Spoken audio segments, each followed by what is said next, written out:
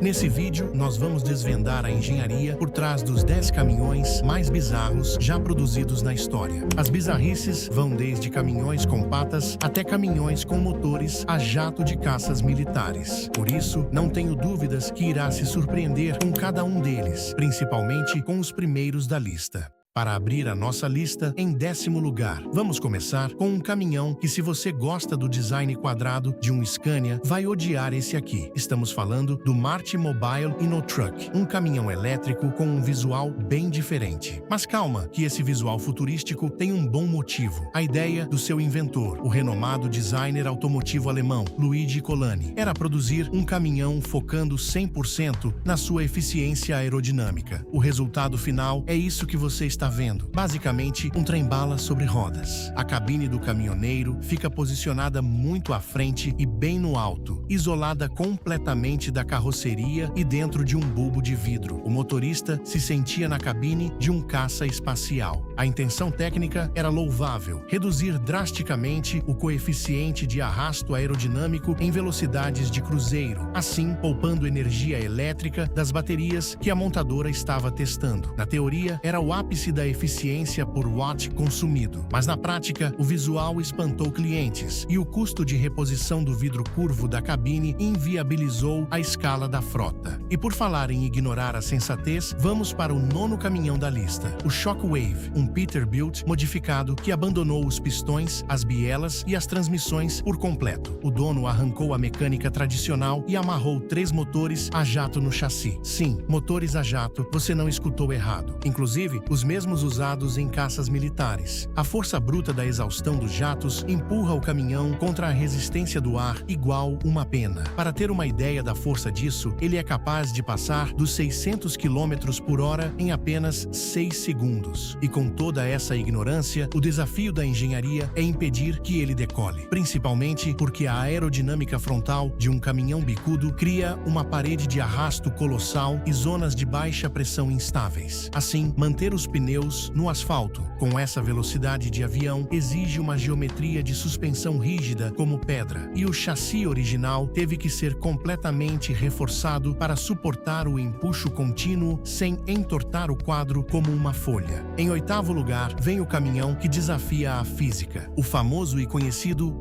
Walking Truck, ou em português, o caminhão andador. Nos anos 60, o exército americano queria uma máquina de carga que atravessasse trincheiras como um cavalo. Sendo assim, eles construíram um monstro de 4 patas, focado em uma única palavra: hidráulica. Para pilotar esse monstro, o operador entrava nele com seus próprios braços, pernas conectados a alavancas que funcionavam como um espelho mecânico das pernas do caminhão. Para a máquina dar um passo, o motorista tinha que fisicamente mover o braço e controlar válvulas que liberavam óleo a uma pressão assustadora. O zumbido da bomba hidráulica, pressurizando os cilindros, ensurdecia o operador, o calor do óleo superaquecia a cabine e o desgaste físico do motorista fazia o turno máximo durar poucos minutos. Esse caminhão, apesar de ser uma obra-prima do fluxo de fluidos, foi destruído pela fadiga humana e pelo custo operacional. Em 7º lugar, vem o ZIL 2906, o famoso corkscrew. Se a ideia de caminhar pareceu complexa, os soviéticos apelaram para outra forma de vencer a lama. Esse caminhão não tem pneus, esteiras e muito menos patas. Ele tem roscas. Imagine 2 cilindros maciços de aço com filetes espirais soldados ao longo do corpo. Eles funcionam exatamente como um parafuso entrando na madeira, mas em escala industrial. Para a máquina ir para frente, um cilindro gira no sentido horário e o outro no anti-horário. Para os lados, giram na mesma direção. O nível de torque necessário para forçar essas engrenagens, rasgando o gelo denso e o pântano siberiano, exige relações de marcha extremamente reduzidas. O motor fica no limite de rotação o tempo todo. As engrenagens de redução gemem e o consumo de combustível não é medido por quilômetro, mas por horas de trabalho. Mas o detalhe que matou esse projeto foi justamente sua maior maior qualidade. Apesar de ser um monstro na lama, ele não era capaz de andar em asfalto. Coloque esse caminhão no asfalto liso e os parafusos destruiriam a via e o próprio maquinário, por causa das vibrações descontroladas. Tem projeto que nasce para ser ferramenta e tem projeto que nasce do puro ego de quem tem uma máquina de solda e muito dinheiro. É o caso do sexto caminhão da lista, o Thor 24, apelidado de Big Mike, um Peterbilt 359 da década de 80 que o dono achou que seria uma boa ideia equipar com 2 motores gigantes de iate. São 2 motores V12 combinados, criando um V24 com nada menos que 12 superchargers acoplados em cima. Essa brincadeira gera mais de 4.000 cavalos de potência, mas montar essa belezura não foi fácil. O maior desafio mecânico aqui é a sincronia e a torção do virabrequim. Fazer as detonações de 24 cilindros entrarem em ressonância perfeita sem estourar o bloco ou torcer o eixo de entrada da transmissão é uma arte cirúrgica. Sem contar que qualquer falha na linha de combustível ou lubrificação resulta em uma explosão, jogando as peças do motor a metros de distância. Durante a Guerra Fria, o exército americano olhou para as tundras do Ártico e decidiu que precisava de um trem que não precisasse de trilhos. Foi assim que nasceu o 5º caminhão dessa lista, o Le Tourneau Overland Train Mark II.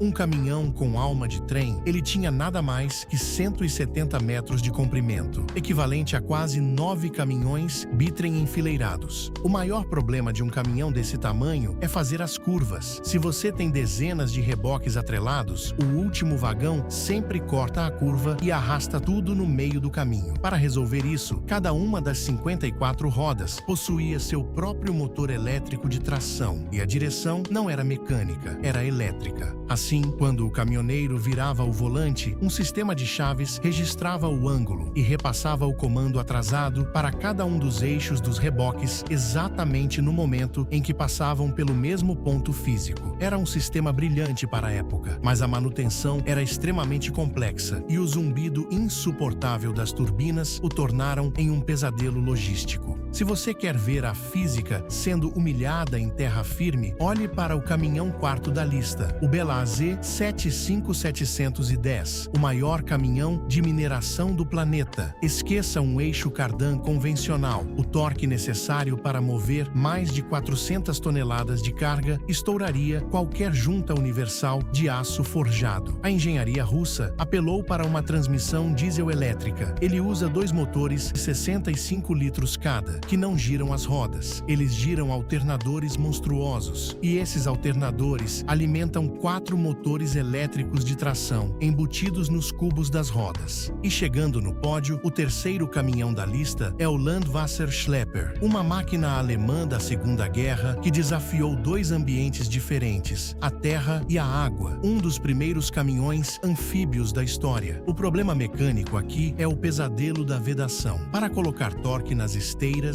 ou rodas e ainda ter hélices para a água, a transmissão precisava de retentores que suportassem a abrasão da terra e a pressão hidrostática da água. Ele nadava na água e andava na terra com maestria, mas exigia um cronograma de lubrificação e manutenção que destruía a eficiência logística. A engenharia às vezes tenta reinventar a roda e o resultado é uma falha mecânica colossal. E o 2º lugar dessa lista é a maior representação disso, o Steinwinter Supercargo 2040. Esqueça a cabine alta tradicional. Esse cavalo mecânico alemão dos anos 80 parece um carro esportivo achatado que foi projetado para engatar e rodar literalmente debaixo da carreta. A ideia no papel era genial, se livrar da cabine frontal para maximizar o volume de carga do reboque, mas a física não perdoa. Socar um motor num cofre minúsculo, espremido a um palmo do asfalto, gerou um pesadelo térmico, sem fluxo de ar decente. O sistema de arrefecimento era inútil e a temperatura do bloco disparava. Além disso, a dinâmica de direção era uma armadilha mortal. Arrastar dezenas de toneladas com o centro de gravidade e o entre-eixos daquela forma causava um subesterço crônico. Nas curvas, a massa da carreta simplesmente empurrava os eixos dianteiros para fora da pista, ignorando o volante. O custo operacional e o risco de morte mandaram esse projeto direto para o museu.